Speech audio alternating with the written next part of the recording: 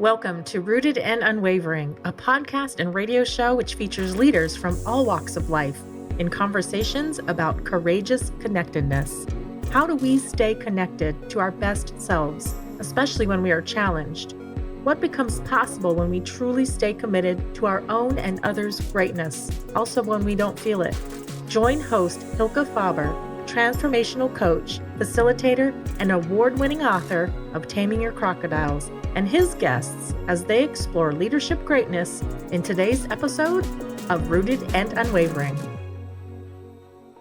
Welcome to Rooted and Unwavering, broadcasting live from Phoenix Business RadioX in Phoenix, Arizona, where we help leaders connect more deeply to their innate potential. I'm your host, Hilke Faber, and this is the 21st episode, and I'm here today with Renée Smith, the CEO and founder of A Human Workplace. Renée, how are you today? I am terrific. Thank you, Hilke. It's so good to be with you. Same here. I feel quite moved to be with you, Renée. I'm going to say a bit more about you in a second, but one of the things I really enjoy and am moved by with you is that I see you as a person who's put their heart and their feet in the same place. And I'll expand on that in a moment, and I have great admiration for that. Before we go and talk a bit more about Renée and hear from Renée, I want to say a bit more about this podcast series, just to contextualize and get us all together in a similar intention.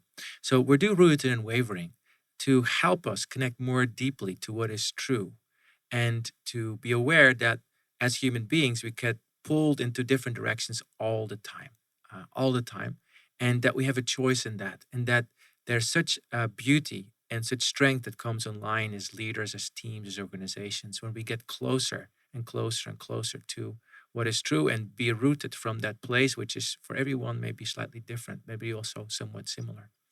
So that's what this work is about. This week, I sang in a chorus performance, and there's this one little line that says, "We will rise, we will rise." And that little sentence has been in my head all week, and I was thinking about that in preparation for this podcast. Like, we will be rooted, we are rooted. And I know that each of us goes through challenges this week. I went through my own challenges this week. Everybody has their challenges. And then how do we stay rooted in those moments? So that's a little bit about this podcast. And now about Renée. Renée comes to us as the founder and CEO of A Human Workplace. And before that, she was a part of the governor's office in Washington State, where she helped to direct workplace transformation for the state of Washington, with a focus on creating a more loving, respectful, inclusive, and compassionate experience for state government teams. It's such a beautiful, beautiful charter. She also led the award-winning culture change work as Director of Organization Development for the Department of Enterprise Services.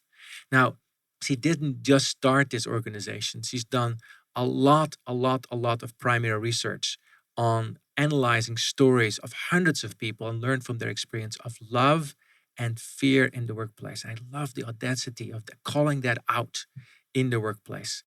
Renée has spoken to hundreds of audiences in 10 countries, is a prolific blogger, published in several journals, has been appearing on numerous podcasts, including this one now. She also has a Master of Science of Organization Development from Pepperdine University and a Lean Six Sigma Belt from the University of Washington. She's a researcher, she's a writer, teacher, advises people all over, and also in the Pacific Northwest where she lives. And when you're not traveling, Renée, you enjoy sculling, which you have to explain to me what that means, in the Puget Sound. You like drawing oil pastels. Maybe some of the things behind you, if people are looking at you, might be yours. I'm not sure. Concocting craft cocktails for friends, hosting grandma summer camp, and reindeer games in the winter for her grandchildren. I'm just at your feet, Renée. So, what a background. So, tell me about your journey of connectedness. Tell me about your journey of connectedness. What would you like to highlight first? Gosh. So I think, I am an introverted people person. And I think that there are a lot of introverts who are people. And that is certainly me. I relish my quiet time. That sculling is rowing in single shells. I love to do that on the Puget Sound, and have my own shell that I love to row in and spend time on the water. And there's a lot that I gather from being alone and in solitude and walking and being in nature and so on. And I just cherish and thrive so much through being connected in meaningful relationships with family and friends and colleagues, and really also with just people that I meet randomly. Those random encounters with strangers, or in the passing of daily life, that I think we missed so much during the pandemic. I relish all of that. So connectedness and being authentic and open and connected to people is part of who I am as a person. And I would say that connectedness has come to have really profound meaning in my life as I have done this research on fear and on love in the workplace, and interviewed people, 75 primary interviews, kind of formal one-on-one research-based interviews, and then workshops with hundreds and hundreds of people, and have heard and collected, those stories, and have seen and understood from the impacts both of fear and disconnection and indifference, and in contrast, love and safety and connection, how powerful and important it is that we're in the latter circumstance, just how much we need that as people. And it's become really the focus of my life work to point people away from fear and disconnection and toward love and connection. Thank you so much for sharing that. Mm. I'm imagining you being in the skull. Now I know what that means. Yeah. And on the Puget Sound, Yes. in this space by yourself and connecting more deeply. Can you Me and say, the sea lions, the sea lions would always follow. oh, So wow. not totally alone, but yeah. Yes, yes, of course. Yes, yes, yes. So, can you say a bit more about your own interview with yourself Mm, about fear and love? I don't know mm. about you, but I have my own daily encounters with both friends. So, Yes. can you say a bit more about Yeah. your own conversation, your inner Yeah. conversation with those two orientations? Yeah. That whether it's walking, just walking, and and being sort of in silence with my thoughts, or I really love the rhythm of rowing, and there's a, so to kind of get in the physical space that will take me into the question, that when you're rowing, there's a sliding seat, and there's a rhythm of the oars, and a movement to it that is very distinct and very zen, I would say. I think of it as elegance and grace and power kind of all at the same time. And it helps me to connect and be present in that rhythm to really what's going on, and to be able to hear and notice the voices of fear that are chattering away, and are giving me the litany of things that I need to worry about, or that voice thinks I need to worry about. And some of those are real concerns. This journey is not without, like, a lot of oh my gosh moments. Right. And also, though, in that rhythm of being on the water, and that movement, and the silence, is the chance to remember and to sort of have those two parts converse. And so listening to the voice of love and of confidence and peace and assurance that can come, just reminding myself of what is also true, of what I feel like is my joyful assignment, and letting those two kind of come into conversation and into a sort of harmony. The issues that might come up, that might create fear, that might feel threatening, those don't necessarily just go away because I think about them, and I'm out there rowing. I mean, the things are still the things, Right. the challenges are still there, but the clarity and peace that can come from that recentering and remembering is really keeps me going, and is so important. Yeah, I'm just imagining you sitting in the with the rhythm, as you mentioned, Zen, and getting into that rhythm and having those thoughts pop up. And I love that you talked about the litany of worries and things, which I think is so recognizable for many of us. And then you talked about finding that place of love. And interestingly, you mentioned confidence. Mhm. Can you say more about the relationship between love and confidence from your own experience and maybe also from what you've been hearing? Because that to me is Mhm. such a powerful connection. The clarity that I've found myself in over, I think, since 2015, really, and even more so in 2017. So I sort of had this epiphany about love and fear in 2015, and then explored and finally did the research and got super clear and convicted. And some of that came from looking people in the eye again and again and hearing their stories and realizing both the stories of harm from fear and toxic fear and the stories of benefit and joy and expansion, and confidence and flow and goodness coming when people are in conditions of love and safety, and just like being so clear about that, and setting out on a path just to like to continue to say yes to these opportunities that would open up. It was like I would say yes to a thing and step into that, and then a next opportunity, a next connection, a next open door. And with each yes, things just continue to expand. And so in that has been a sense of real confidence that this is like I'm doing what I'm supposed to be doing. There is like the next provision each and every time. And I'm not really a religious person, but more of a spiritual person, and having a sense of just connectedness to what the universe wants me to do, what I am here to do, what is what's my part to contribute. And so in that, that sense of being in the flow of love has given me a lot of confidence that even when things are uncertain and at times heartbreaking or challenging, like all of the different varieties of challenge that can come, and they have, that there is still this like deep confidence that Mm. it's all going to be fine, and I can continue to step forward. And I see similarly when there's something neurophysiologically that happens to us, and I've definitely heard this in and have studied this in the research that I do, that as people are in conditions of love and safety and have a sense of care and acceptance and belonging, that they can relax, their shoulders drop, and they can kind of get comfortable in their seat and not be on guard, and can engage the frontal lobe of their brain, and then their whole self, not Yes. just their thinking but their feeling, their physiology, and can tap into their whole wisdom as whole people, and have confidence to bring that forward, into whatever the opportunity is that they have. And it is a beautiful thing for individuals and for groups of people too, for teams or whole organizations or systems, when we are in that condition. Incredibly powerful, incredibly productive, incredibly beautiful. Beautifully said. Beautifully said. I am very curious about the epiphany in, I think you said 2017 or so, of like 15, yeah, 15, yeah, 15 yeah, of love and fear.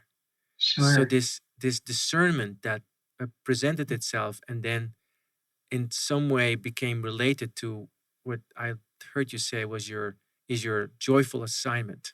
Yes. And so say a bit more about that, because I think that's such a beautiful thing for us to hear about, also as we all reflect on our own lives and the epiphanies that we all have ourselves and how we listen or maybe sometimes don't listen to those. Sure. So in 2000, well, in the sort of mid 2000s, I was working at the Department of Enterprise Services. I was directing organization development and continuous improvement for that state agency, and guiding culture change in our agency and partnering across state government for that. Well, I was having a conversation with the director of our agency, Chris Liu, and talking to him about the leadership required in that, in that work that we were doing. And I asked him, Chris, what do you think is the most important job of a leader? And it's one of those moments I'll never forget. Like, it's just riveted in my mind. He immediately replied, to eliminate fear from the workplace. And that was just music to my ears. That was a beautiful answer. I love that as someone trained in organization development, and aligned with my values. It just was terrific to hear him frame it that way. It was so crystallizing. And it made sense, that it was something that I had seen him work to do in his own way, and that he had encouraged us, his executive team, to do. And as I started to think about that, though, it was kind of clear that it was only part of the story. It was only like half of the equation. That if we have, if we're dialing fear down, if we're trying to shrink fear, something else is growing, something else is taking fear's place. And I really had to think about what that was, and interrogated that for myself, and talked to people, and essentially I came to the conclusion that when we shrink fear, the thing that takes fear's place is love. The opposite of fear is love. That the two primary human experiences that we have in life are either fearful or loving. All of the negative can be traced back essentially to fear, all of the positive essentially to love. And, with that clarity for myself, and kind of, leaning into exploring that a little bit more. And I got pretty sure about that for myself, if you will. Yes. And then I said that out loud in a really public place. I was in a huge conference, a state government conference, and we were in a breakout session with about 400 people in the room. That's how big the conference was. A breakout session had 400 people. Wow. One breakout session. Yeah, one breakout session. Wow. Yeah, it was a conference of about 2,500 people. And so we were leading a breakout session of about 400. And Chris was talking about that it's a leader's job to eliminate fear. And I just sort of took the moment to say, as he finished, to say, and when we eliminate fear, the thing that takes fear's place is love. And, you can imagine, I think listeners will probably imagine what happened in that moment, which is silence, uncomfortable silence. Like, did she really just say the L word? And there was just like this tension in the room, and I made a joke. I named it, like, got kind of quiet. But then, went on to explain that we love our work, and we love the people we serve, and we want to be loved. We love we love what we do and who we do it with. There is love there. And when we know that we belong and that we matter and that we can contribute, when we especially have an experience of feeling loved, we can do and be and give our very best. And there was spontaneous applause in the room that day. And for weeks later, people were stopping me across state government and saying, I was there when you said that. Keep saying that. And I not only discovered that, I had this clarity for myself about this truth, but I discovered that I had touched something that other people weren't repelled by, or weren't shocked and didn't shut down, but actually said, we need more of that. And that was really catalyzing. That let me know that I needed to lean in to understand this better, and not only to read other research that's out there and other writing and so on, and listen to what others were saying, but that I could, as a social scientist, I could do my own research. And so created a research project, as you alluded to, and began to interview people, collecting stories of, and I would ask people, tell me a story about a time when you felt afraid at work. What happened? What did you do? What did others do? What were the impacts, and so on? And what did that experience mean to you? And then tell me a story about a time when you felt loved at work. What did you do? What did others do? What happened? What were the impacts? And impacts on you and on your work and on your team and on your customer and on your personal life and on your physical well-being, on both fearful and loving circumstances. And then what did that mean to you? And those stories, like I say, were really compelling and have been the foundation of everything that we do now. Beautiful, beautiful. So say a bit more about then how do you practice in your own life, and then maybe also how you help others to reduce fear and to cultivate, that's my word, but maybe not your word, to allow for love. Like, I love that it came from that letting go of fear, and then there was love. I'd love to hear how you work with that yourself, and also how you help others with that, because I can imagine that each of us, like your interviewees, have associations with fear and with love, and then in the moment when life happens, that's a different story. It's often Right. So how tell us a bit about that experience you have yourself with those transitions, and how you work with that. So, the way that I think about what we're here to do essentially on this planet is that we're here to learn to love again, or to rediscover how to love, or maybe I mean, it depends on how you think about it. I think that it's always been in us, and it gets buried over, and we have to kind of just uncover it. And that is not just in our personal lives. That is meant to be in every facet of our life. And so that is really our primary work as humans. And oh, by the way, we do a whole lot of other things, but in the course of doing all those other things is the opportunity to learn to love. For me personally, there's nothing like putting it all in. Like I have thrown it all in, everything, all my worldly goods, all of my future, my career. It is all about this now. And there's nothing like that to like make one clear every day about sort of to be self-reflective and aware. And so, on our team, Rick Gage is part of our team, as you know, and listeners may be familiar with Rick. And he has so beautifully put it this way, that first we have to be it before we can share it or do it. And so we're quite focused on how do we practice love in our team, in our own, interactions, in those moments that are really tough. When we blow it, when we let someone down, when we say something that unintentionally harms someone and our impact is off. So for me, love comes in, needing to face and like to be self-aware and face those times when I'm proud and doing well and in the flow and feeling it, and when I realize I've done harm or misstepped and I need to repair. And so there's like a being with the, it's not really the weight of it. It's just I don't know quite what word to put to it, but being with the truth of it continually, and owning that, like having to just be with whatever that means. And sometimes, like I say, sometimes it's wonderful and flowy and feels great, and is all the sort of warm good things that people might feel. And sometimes it's really hard. Sometimes we have to share hard things with people or receive hard things ourselves, and learning continually to do that with love at the center is what I think what my work is all about. And I think what we're essentially all here to do as people. As we work with organizations, there's lots of different entry points. So organizations come, hear about this, and everyone has their own lens that they're bringing to that, their own maybe longing or need. And so we meet people where they're at and understand what that entry point is, and then help to, everyone we work with always knows that this is what's at the foundation, and that the way that we work with them is going to be with love at the center. And we want to help them move to put love at the center. And some people are ready to just like embrace that, and others want to know that that's there and need to slowly move into that. So always with gentleness and with mindfulness of where people are at in their journey. So I am going to take the seat of the skeptic for a second, because I know that those voices exist in us, right?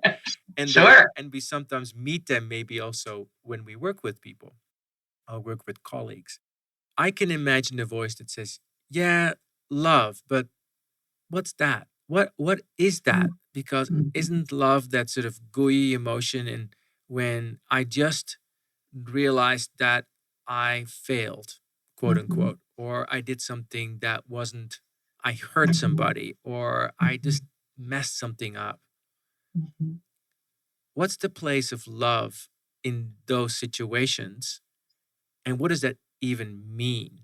Like, does that mean just glossing over and it's like all good and we don't have to, so what does that mean? Say more about that. Yeah, far from it. So Moshe Engelberg wrote a book called The Amare Wave, which is also about love.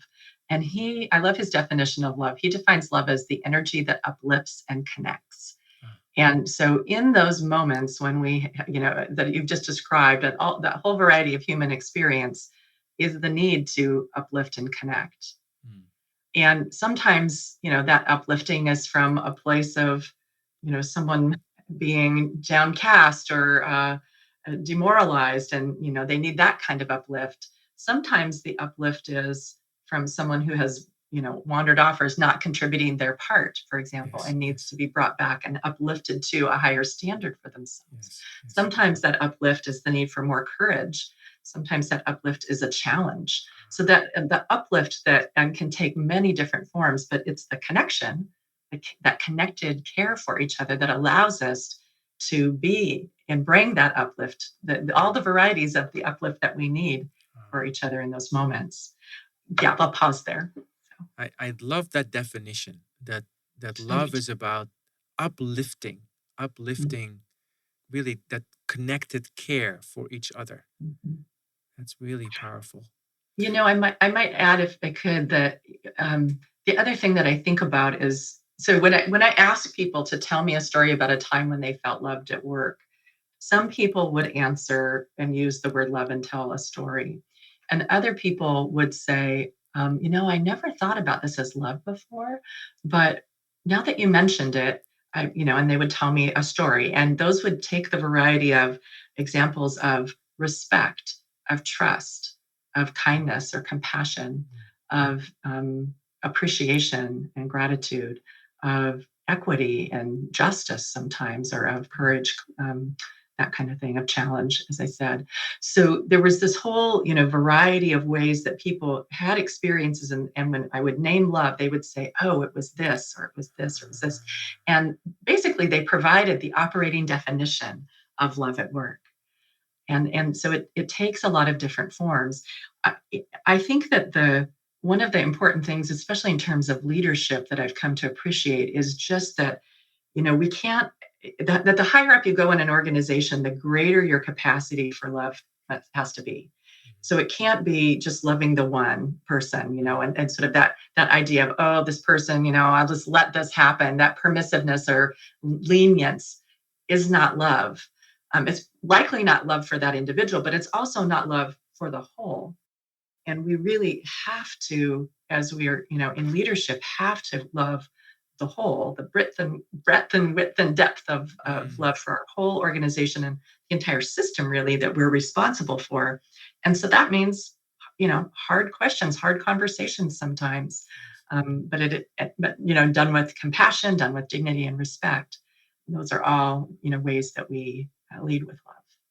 I want to explore a bit more about crucible that we find ourselves in, and we're almost going to go into a break. But before we go into this break, maybe talk a bit more about how do people access within themselves that sense of uplifting and not fall back into the fearful state. I think it's a journey. There's so much in our world that conditions us toward fear, toward leading with fear, and toward trying to motivate with fear. There's a lot of unlearning we have to do about that. And healing, frankly. And so I think it takes time, and it's a journey. And it has to just begin with that grace and compassion continually to ourselves. Well, let's take a short break. And then afterwards, I'd love to explore more about how we unlearn what we seem to have learned as a society about fear, and maybe go into that a little bit more so that we can be with that. And then also talk more about the power of grace and compassion, which you, to me, also exude, Renée, so I can see how that's so important. We've been in this podcast, Rooted and Unwavering, talking with Renée Smith. She's the founder and CEO of A Human Workplace, and she has taken a stance, given her whole life to this joyful assignment of helping to uplift through moving from fear to love, not only for herself, but also for the organization she leads and for the organization's teams and leaders that she guides from fear to love. We'll take a break now, and we'll see you back after. You are listening to Rooted and Unwavering, presented by Growth Leaders Network, the leadership, team, and culture development company. If you would like to learn more about working on connectedness for yourself, your team, or organization, please contact Growth Leaders Network on LinkedIn. And now, back to the show. Welcome back to Rooted and Unwavering. We've had a conversation with Renée Smith. She is the founder and CEO of A Human Workplace. The thing that I already will take away is this one little pesky phrase, Renée, that this sense of clarity, and that you went for it. And it didn't seem to me like a Las Vegas kind of bet, but something that came from a much deeper place. So thank you for sharing that. It's very, very inspiring. So say to us a bit more about how we as humans have become acculturated to fear. Yeah, if we think about all of the different places where we learn and are influenced in life from our earliest, days, and whether it's in our family, from parents, from teachers, from coaches, from within society, and different places in society, authorities in society, there's a kind of a fear-based structure or a fear-based approach that is sort of rooted in those interactions. And it's not that there's some complexity to this. So I don't want to say that those are all wrong, or that it's, I think that there's a lot to take apart there. And I don't claim to be an expert in, early childhood raise 4 kids, but for grown adults now, 4 offspring would be a way to put it, and 9 grandchildren. But it's complicated, right? So I don't want to, how do I put this? I guess what I just want to acknowledge is that in our early examples, fear is often there. And the early examples that we have of leaders in our lives often are guided by or, motivate us with fear. We rarely, or, the examples that we might take into adulthood, into the workplace, or for those who end up being supervisors or managers or leaders, we have fewer examples to draw from that are love-based. And I think we just have to acknowledge that. I think there's a bigger conversation about why that's so and what that should be, and whether that should shift or not. Like, all of that is a different thing. But if we just acknowledge that that is, then there is some relearning that needs to happen, or some expanding of our model of how we interact with each other. I think it's also true that, like, in the last 10 years or so, it's become more commonly appreciated, and certainly during COVID and the pandemic, how we function as people in terms of fear and threat responses, in terms of stress, in terms of trauma. So we know so much more in recent years, and it's more commonly known, throughout society, how we respond when we are threatened, when we have stress, when we experience a traumatic incident, and how we shut down, how we pull back, how we withdraw, how we, don't function as our best selves. And so, I think part of what we need to come to grips with is just what's true about how human beings function and are motivated, and can bring themselves at their best to any circumstance. So that's cognitive, right? That is coming to know and appreciate. That doesn't necessarily change our behavior, especially in the moment. And I think it's a continual process of, like, relearning, of committing to, of having mentors and coaches, and like mutual commitment together to a different way of being, and being able to hold the mirror up to each other. I certainly have that in my own organization, and I'm grateful for that. People who can tell you the truth, who love you, who care, who have your best interests and the best interests of everyone else at heart, and that context, that communal support toward a different way of being, creates an environment where we can live into being different, and not only just sort of learning and thinking differently, but actually then being different together, being more loving together. Yeah. I love the compassion in what you're describing.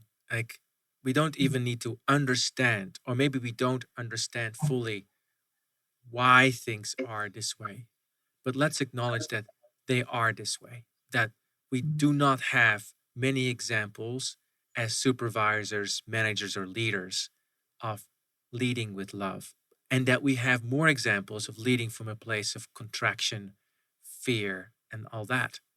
And so just you saying that already, as I listen to you, Renée, I'm already like, of course.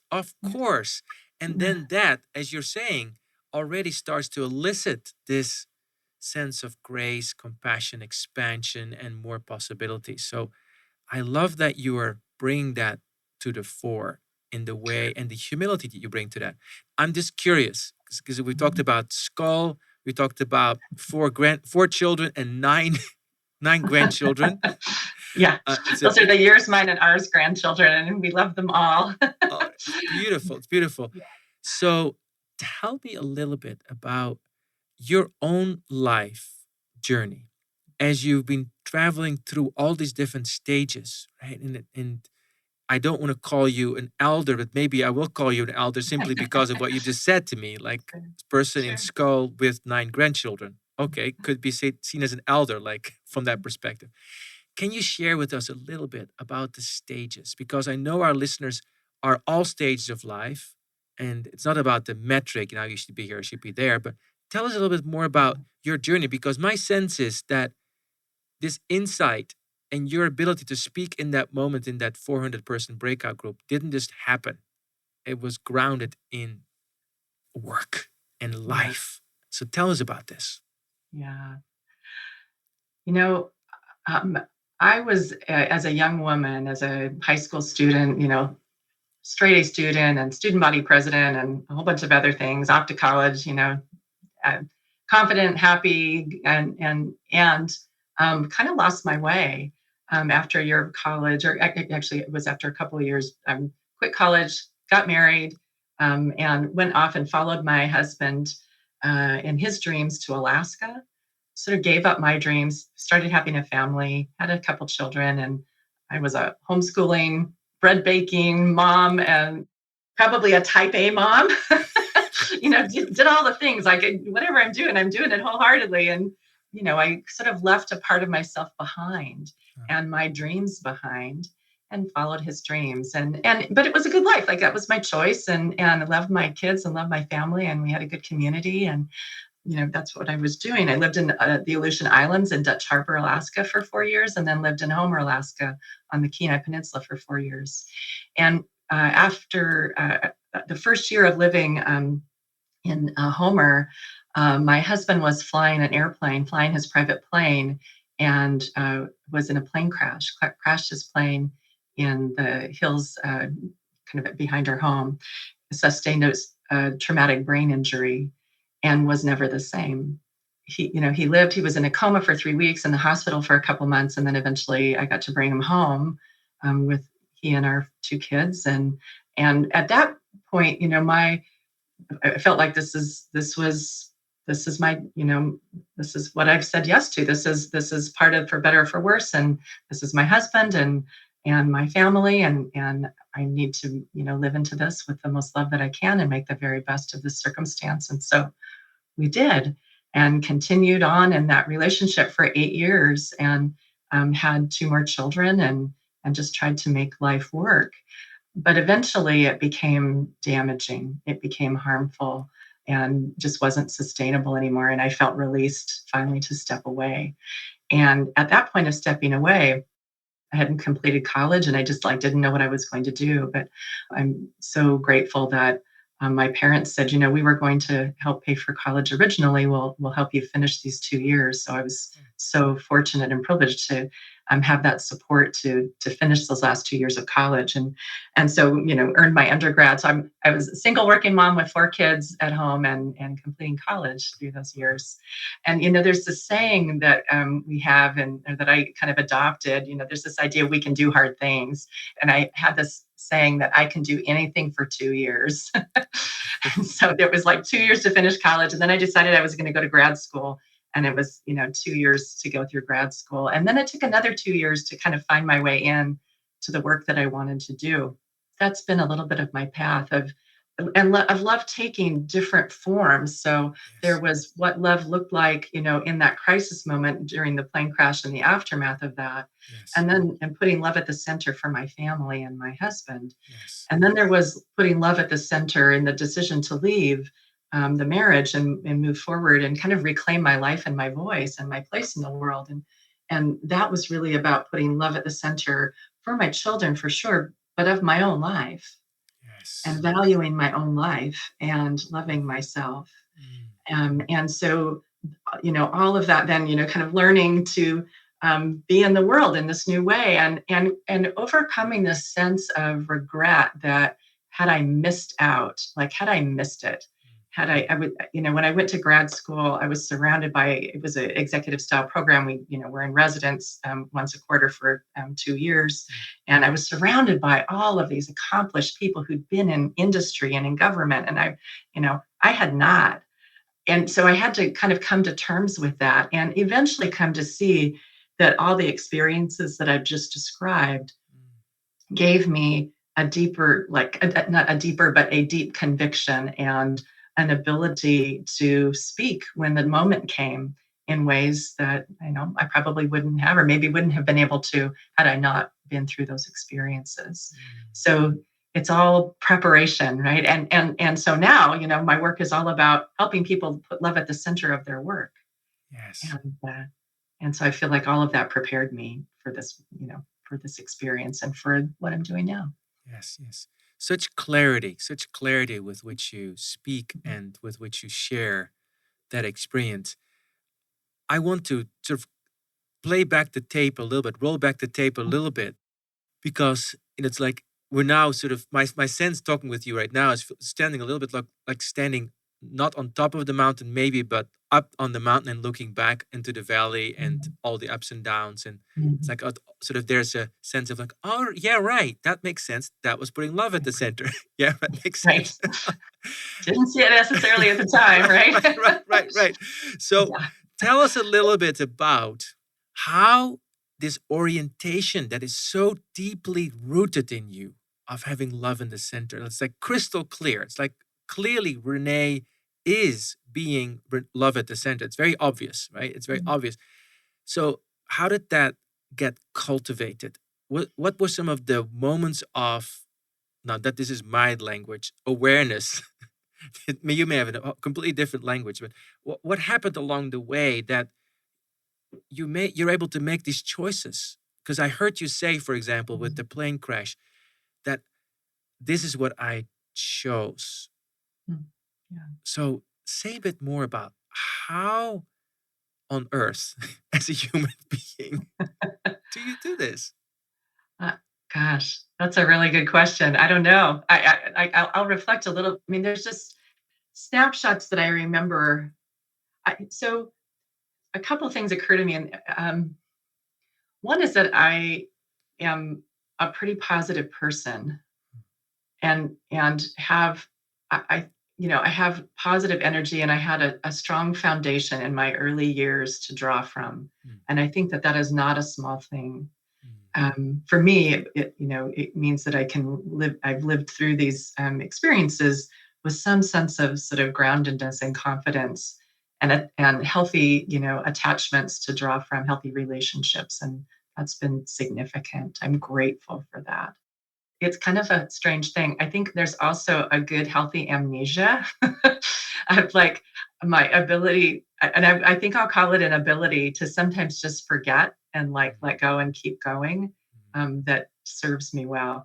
It's funny. Yeah, I've got 4 children, and they will sometimes remember, recollect. Oh, remember when this happened, Mom, or that happened, and they're kind of remembering when they might have been going off the rails a little bit, or there were those challenges in growing up, or silly things that happened, where they got in trouble or something. And oftentimes I don't remember what they're talking about, because there is maybe vaguely, but like there's a certain sense of like, okay, I just need to let that go and keep looking forward because I can't do anything about that. And I don't know if that's healthy or not, but for me, it's been effective to just sort of be able to remembering certain things, but also just letting go and not like dwelling in the struggle or the pain or the frustration, but just continue with positivity, looking forward, and assuming that the next right thing is going to happen.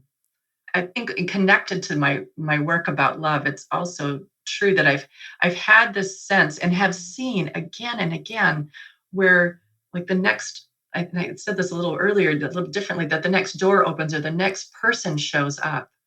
Or the next provision is made. So, this is especially, I left the governor's office just before the pandemic hit. I actually had this sense that I was supposed to leave and go into private work and take this message out into the world, not just for the state of Washington. And I gave notice in December of 2019. And so I had this, I was director of workplace transformation for the state, left my job, said March 2nd, 2020 is going to be my last day of work.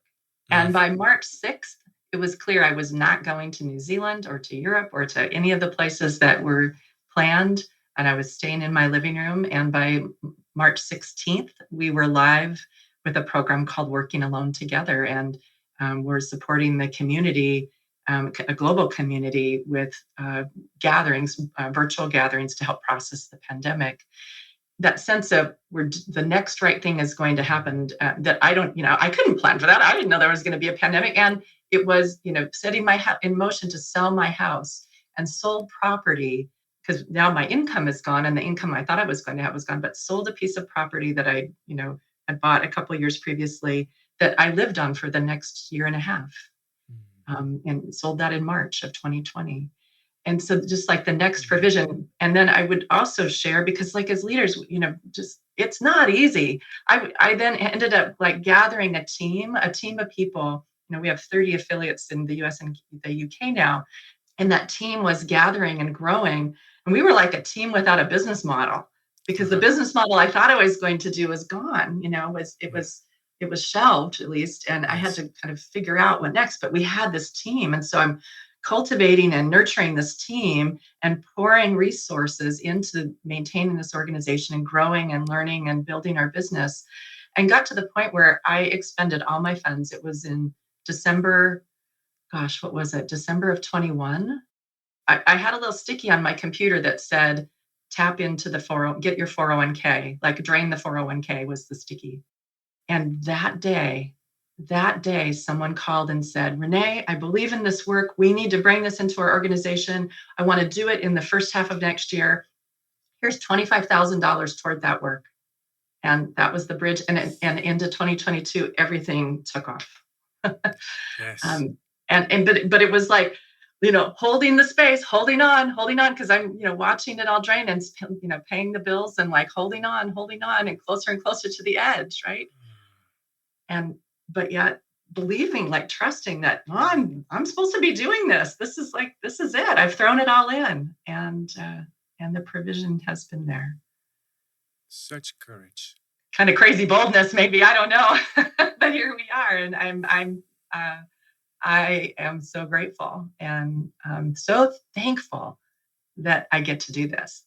That one of the things that's true is that when you say my work is about love, people send you stuff about love. Love just pours in, and that's a beautiful side channel to all of this, is that I just the love pours in all kinds of different forms. Yes. Fantastic. So tell us a little bit about, and this hour is almost over, which is hard to believe, because I can realize that I realize I can talk to you for hours. I hope Tell us we'll talk about again. tell us about 2020 and 2021.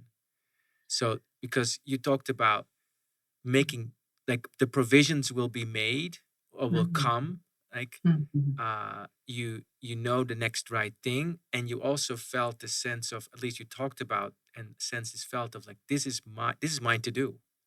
Okay, this is mine to do. Yeah. How do you stay in your seat, in the seat of that purpose over those 2 years when the bridge was not there yet financially? Yeah. So part of it was just that I've made the commitment, and I, like, at this point, I cannot imagine doing anything else, even in those days when I wasn't quite clear, how it was going to, like, what form it would take. It was trying to find the form, and frankly too, just trying to find my way through some basic business things. Coming from government, I didn't have a lot of experience with marketing and sales. Like, that's just not something. We've done a different kind of thing in the work that I'd done. So there was some learning to do. What occurs to me is part of this journey during that time was sort of focusing in on one thing and kind of forgetting everything else. It was as if I moved house and moved all my boxes into this new place, if you will, metaphorically, and put all of the stuff of my life and my career away in closets and under the bed and in the attic and in the garage, and hidden all these things away. and only like kept out one box, and we were just doing the one thing. And I kind of forgot about everything else. And I think, that those early days of the pandemic were a really strange time. And, to just sort of for me, it was very focused and a little surreal. And so I actually at the end of August, physically moved I sold my house and moved to a little place down by the water that I rented for a while. And in that move, the physical move, came some unearthing and remembering. And I started thinking, wait a second, like I used to do some other things, right? I used to have some other things that were important to me, and that some other things that were like part of this. What were those things? Oh yeah. And I started remembering. In a sense, it was remembering who I was and remembering what this work was about.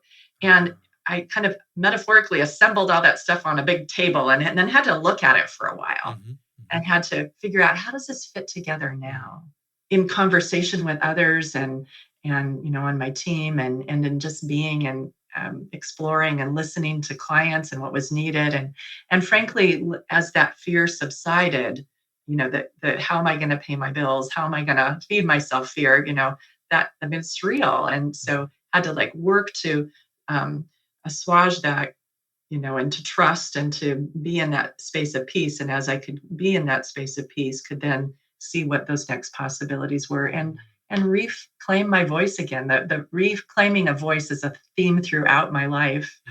And so this has been a time, and that season was a time of sort of forgetting and then rediscovering and reclaiming and finding how to bring it forward again.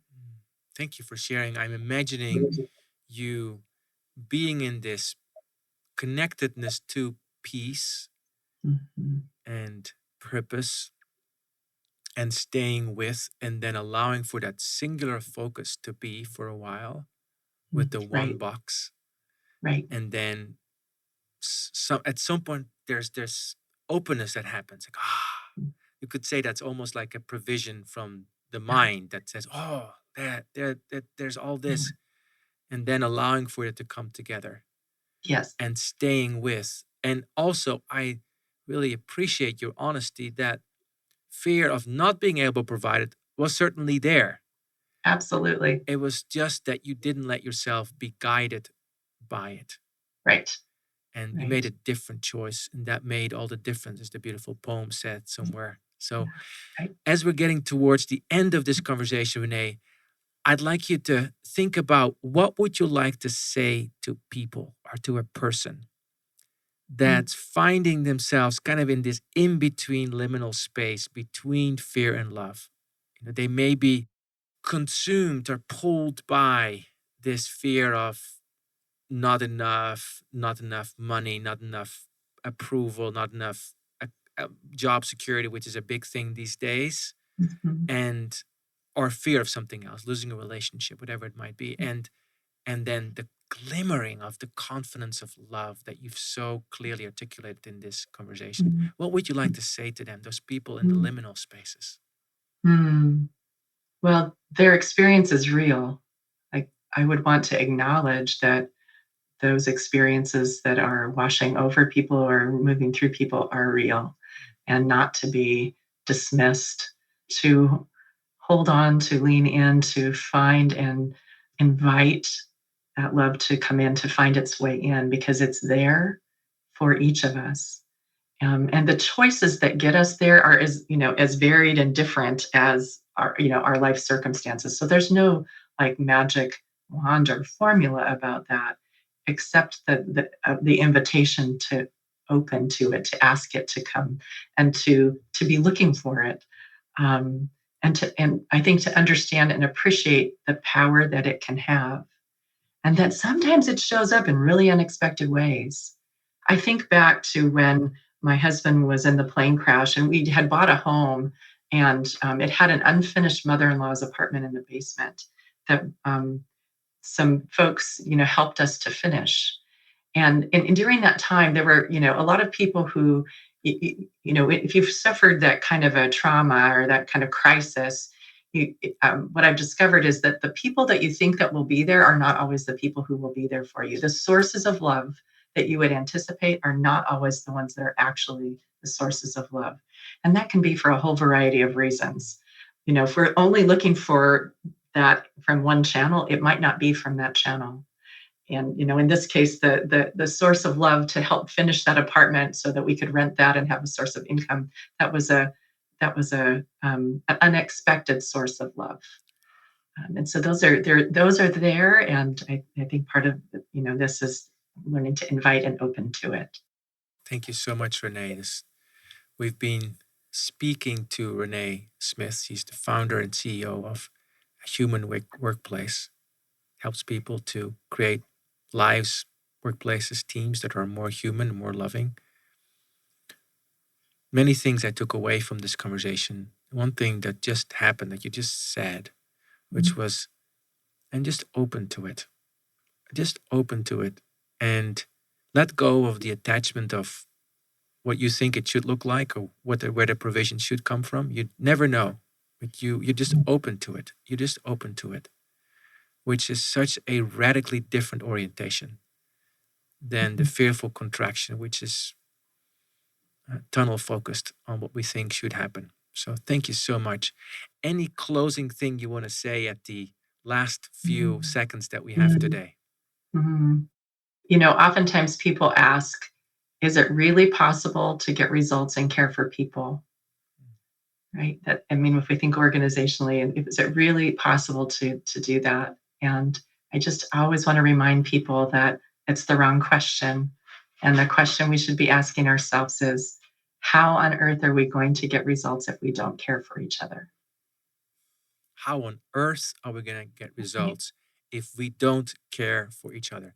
Thank you so much, Renée. This was heart-opening and so beautiful.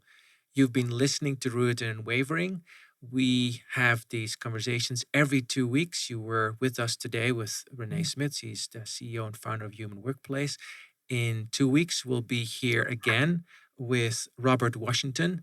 He is a leader in Microsoft, also a martial arts master, and also a U.S. Navy veteran. And we're going to hear from him about how do we access strength in pretty extreme circumstances. And Renée also taught us about that today. Also, if you'd like to stay more involved in these conversations, you can subscribe to this podcast anywhere where you find podcasts like LinkedIn, Spotify, Apple, and of course there's replays on LinkedIn. You can find Renée Smith and Human Workplace on LinkedIn and on the World Wide Web and other places. And I look forward to seeing you again live if you choose to join us. And until then, please maybe sit with this practice of opening up to what love might look like today for you and for all of us. Thank you so much for listening. You've been listening to Rooted and Unwavering. I'm your host, Hilke Faber. See you next time.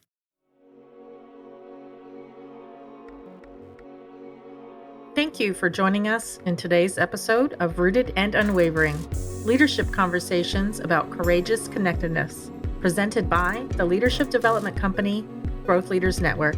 To learn more, subscribe to this podcast, connect with Growth Leaders Network and Hilke Faber on LinkedIn, or read Hilke's award-winning book, Taming Your Crocodiles.